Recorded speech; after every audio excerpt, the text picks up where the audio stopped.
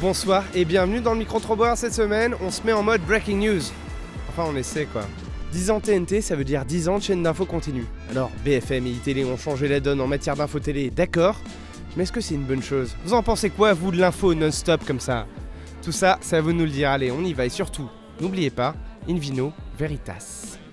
Cette semaine, on parle des chaînes d'infos continue. BFM. Télé. Voilà.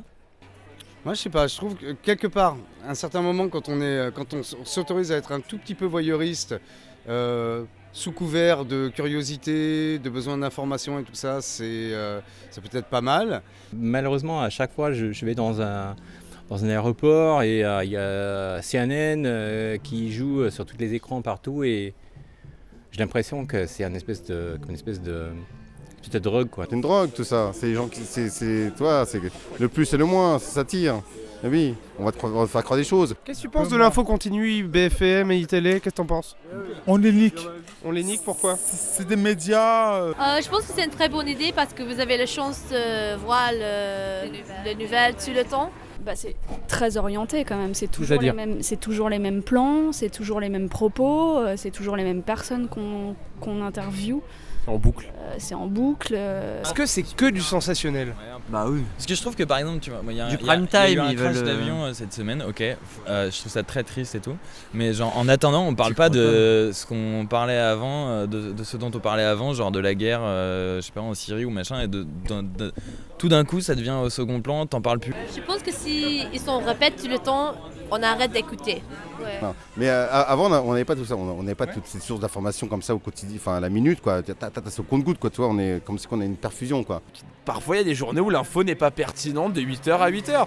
Donc il faut combler ces putains de trous. Sur la base de la récurrence, de la répétition. Je pense qu'il y a toujours des choses qui se passent dans le monde, des nouvelles que les chaînes comme ça ne promotent pas. Elles sont franco-françaises, elles sont chauvinistes, elles sont pas assez ouvertes. Je pense qu'il y a de l'info à dire de 8h à 8h. Les journalistes sont peut-être pas très intéressants ou alors ils sont limités dans ce qu'ils peuvent dire ou dans l'information. J'imagine que la semaine dernière, les gens ont passé peut-être 2 heures par jour devant ces chaînes d'infos et ont appris à peu près ce qu'ils auraient pu apprendre en 10 secondes s'ils avaient lu un journal. Non, tu mets un quart d'heure et puis après tu zappes quoi, ou tu mets pas le son. Formation en général. C'est le public qui demande ça. Voilà, est-ce que le public est con du coup? Non mais le but c'est juste de vendre de la pub au départ, tu vois. T'en fais partie de ce public? Bah oui. Mais j'ai pas dit que j'étais pas con. Je dis pas que chaque téléspectateur est débile, mais on va dire que quand on emploie des gros mots, souvent le téléspectateur tend l'oreille, ce qui est normal. Moi je dis pas que c'est une mauvaise chose, parce que je la regarde. Tu les regardes ces chaînes? Bah évidemment que je les regarde, malheureusement. Pourquoi? Alors si c'est si nul, pourquoi tu les regardes? Mais parce que, voilà, c'est comme un feuilleton. Donc tu te dis, voilà, tu regardes Dallas et tu regardes BFM TV. Ça doit rester de l'info, mais ça veut pas dire que, t'as une chaîne comme Al Jazeera par exemple qui sort beaucoup de documentaires. Alors tu préfères Al Jazeera à BFM, clairement? Ah clairement, oui. Donc moi je regarde les infos et j'ai l'impression que c'est presque la même chose que de regarder les Marseillais en Thaïlande Les bons exemples. Ouais, non. C'est con à dire, c'est peut-être économique, c'est peut-être grossier, mais son business plan est fait pour qu'elle ne puisse pas être censée, elle ne puisse pas être concrète et intéressante. Et s'ils font mieux, ça intéressera pas les gens parce que ce sera en retard.